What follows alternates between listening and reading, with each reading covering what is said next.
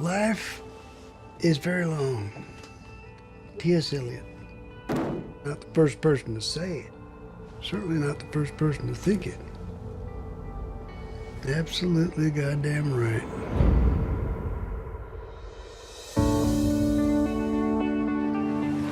You ready for this? No. No way. Hey, Mom, I'm here. Oh, Mom, you're so big. Look at your boobs. Last time I saw you, you looked like a little boy. I damn your father for putting me through this. Do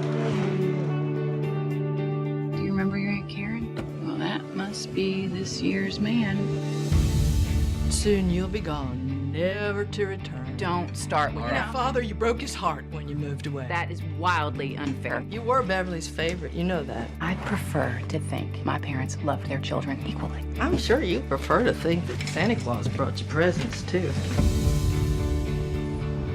I missed Uncle Beth's funeral. That doesn't mean anything compared to what you have in your heart. Bill, where are you living now? Beg your pardon? You and Barbara separated, right?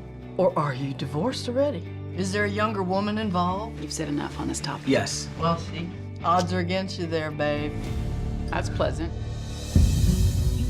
In my day, families stayed together. I'm a man on fire, walking through your street with one guitar and two dancing feet. You supposed to be smoking?